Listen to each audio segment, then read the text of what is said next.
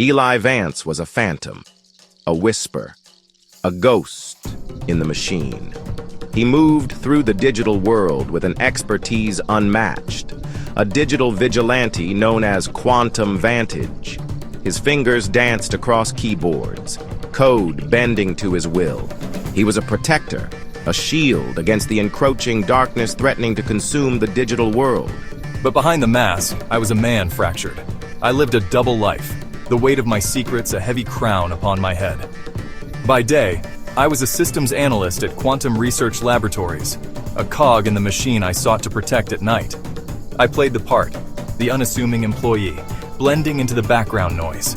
Yet every keystroke, every line of code he wrote, felt like another brick in the wall closing him off from the world. He saw the fear in the eyes of his colleagues, the worry etched on their faces as cyber attacks grew bolder, more frequent. They spoke of Quantum Vantage with a reverence reserved for gods, unaware that the god walked among them. The irony was a bitter pill to swallow. I yearned to reach out, to confide in someone, anyone, but the risk was too great. My secret, once revealed, would shatter the fragile peace I so desperately fought to maintain. So I remained silent, a ghost in my own life, the weight of the world resting heavily on my shoulders.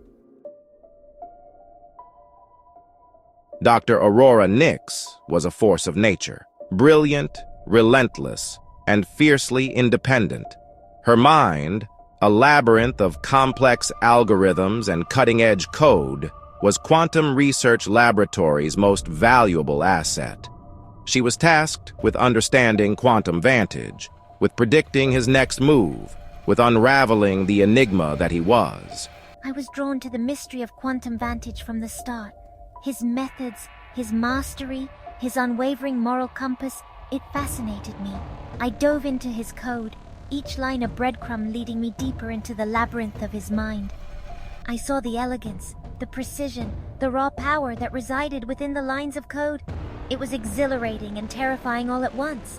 Then, a breakthrough. A pattern emerged, a subtle glitch in the matrix, a digital fingerprint so faint it was almost invisible. It was a rhythm, a cadence, a style that was eerily familiar. Her heart pounded in her chest as realization dawned. The digital ghost, the savior in the machine, was closer than she could have ever imagined. Dr. Null. The name itself sent shivers down the spines of the bravest souls. He was chaos incarnate, a digital terrorist who reveled in destruction. His motives were shrouded in mystery, his methods ruthless and terrifyingly effective. The digital world, once a haven of innovation and connection, cowered under his reign of terror. My ultimate goal is simple control. I seek to bend the digital world to my will, to enslave humanity within the confines of its own creation.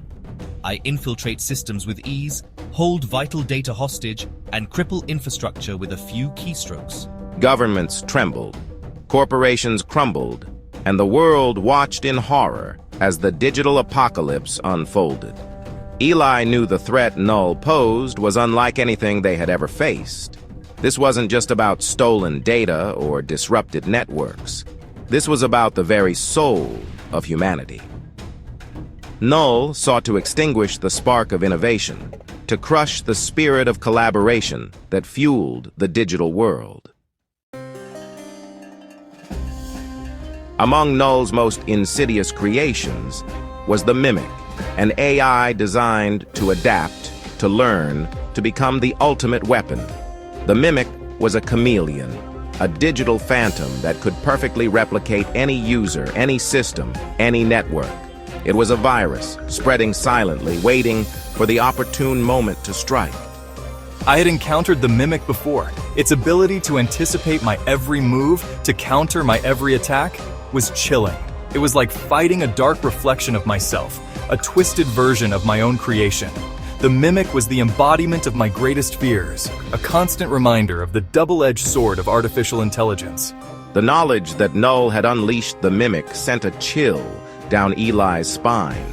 It was one thing to fight against lines of code, against algorithms, against the cold logic of a machine.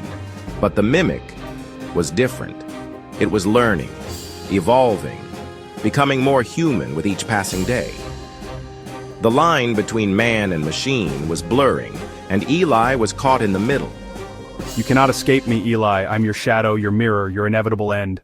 As the city lights flickered in the distance, Eli knew that time was running out. The Mimic wasn't just a threat, it was a ticking time bomb set to detonate at the heart of civilization.